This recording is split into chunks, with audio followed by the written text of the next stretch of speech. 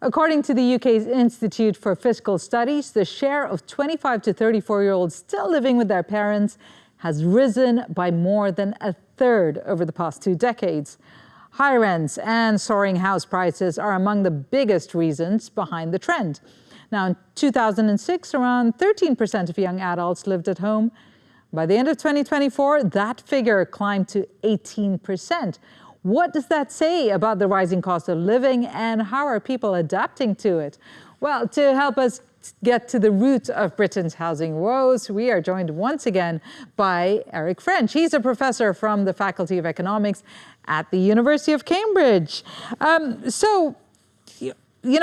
numbers are pretty staggering, and it seems like housing is one of the biggest drivers of economic hardship in the UK and a big chunk of the cost of living issues. How would you describe, let's start with this first, how would you describe the cost of housing, or perhaps the housing situation in most of the big cities in the UK? This is an important issue. As you pointed out, young people are much less likely to own their own home than was the case, say, 20 years ago. And part of that has resulted in more people staying at home with their parents. And of course, it's hard to start a family if you're living at home with your parents. It changes in the share of people who own their own home. That's been driven by, I think, a couple of different factors. One is that, as in Taiwan, house prices have increased very quickly over the last 30 years. House prices have increased more quickly than incomes, and so at some level it's harder to jump onto the housing ladder. The second issue has been that interest rates in Britain have been somewhat high over the last few years. And so a lot of young people who may have purchased a home, say, during the COVID pandemic when interest rates were low, now have to remortgage their house at a much higher interest rate. Right, and what is lending to these rising prices, house prices? Is it availability? Is it speculation? What is the biggest driver of rising house prices? And I know things vary from county to county, but if we focus on the bigger cities in the UK.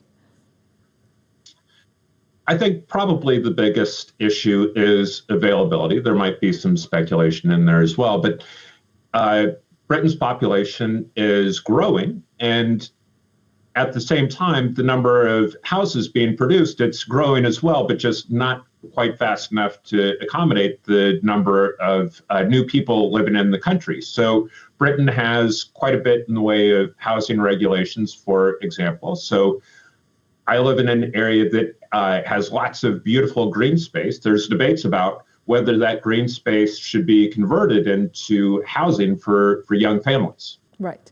Okay, so let's take a look at some sentiment here. What do Britons feel are the key issues facing their country? According to data from the Office for National Statistics in the UK in August 2025, the cost of living dominated public concern, with 87% viewing it as the top problem. Other major worries included the National Health Service, the economy, and housing, which was identified by more than half of those surveyed. Now, places like London have always had an issue with affordable housing, but now that conversation is, spilling over into many other parts of the UK. So can you tell us what plans are in place, if there are any, to try to tackle this, or what the government is discussing so that maybe there'll be more equitable housing? Right. So central to the government's current plans is to significantly increase the housing stock through new building. Now, this winds up being difficult in that for many communities, in concept, they would like to have more housing. However, when different groups wish to build housing in, for example, green zones, there's typically a fair amount of pushback. So Britain has a lot of charming housing areas, and people don't want things to change if they actually have the home. So this gets back to the question of it's good to be a homeowner, if housing prices are high and there's lots of green space, it's not so good if you're young and you want to get on the housing ladder in the first place. All right, let's take a look at Taiwan before we continue. Housing remains one of the biggest challenges in Taiwan also, where prices have been skyrocketing. According to Taiwan's Ministry of the Interior, back in the first quarter of 2010, households spent about 28% of their monthly income on mortgage payments. The figure stayed relatively stable between 2015 and 2020, hovering just about above 35%. But by 2025, it soared to nearly 45%, highlighting just how much heavier the housing burden has become. Elliot Fan, a professor of economics from the National Taiwan University, explains how that's affecting homeownership and what the ripple effects are for wider society. If we use the common measure to compare across city, which is the housing price to income ratio, in Taipei City, the ratio is close to 16. And for New Taipei City is around 14, and which is much higher than that in London, for example. London, the housing price in London is already very high, but the ratio is only 11. So of course there are economic and political consequences of this. For the economic impacts, high housing prices put a risk. Well, from the macroeconomic perspective, we know that the housing bubble crash is likely to be devastating, according to many experiences of many countries. And in the worst case, it will trigger the financial crisis, right? So right now, we don't see the crisis because the economic growth in Taiwan is quite strong. So, and that kind of a strong growth lends support to the housing price. But but bad years will come, right? So when bad years come, all the risks accumulated. Also in the political impacts, right? The young people, especially, they are very disappointed, anxious about the housing price, especially in major cities. Well. When they see the little hope to purchase a house in the near future, so of course it will be a huge disappointment for them.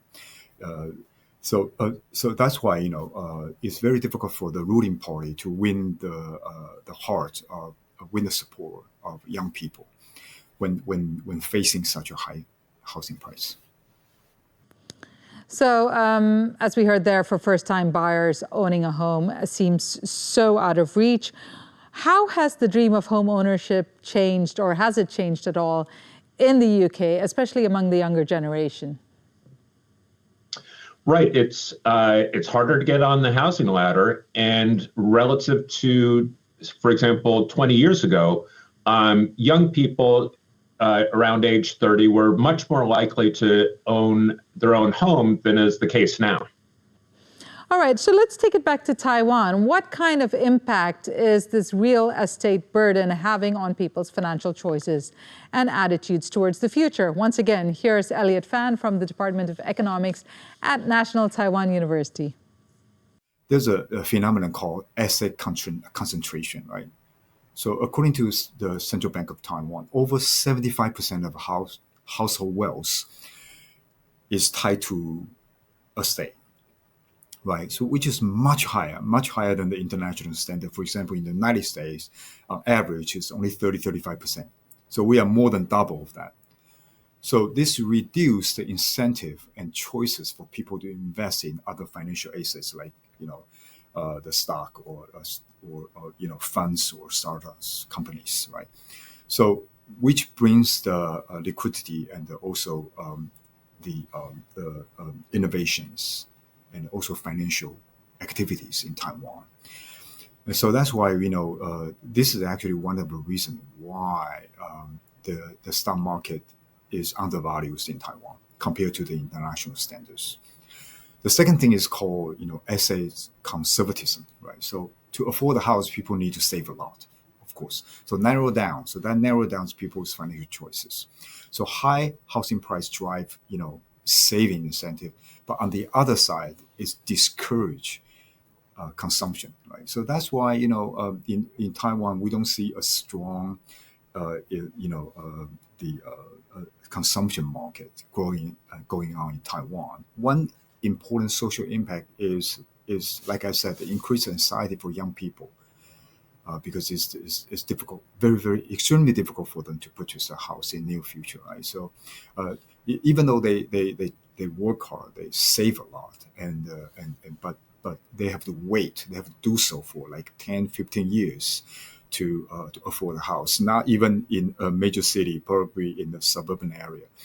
But since many young people like to buy a house before getting married, right? That's a culture in Taiwan. So very high housing price will reduce marriage rate and therefore birth rate. And one of the reason that you can see the birth rate is keep declining in Taiwan.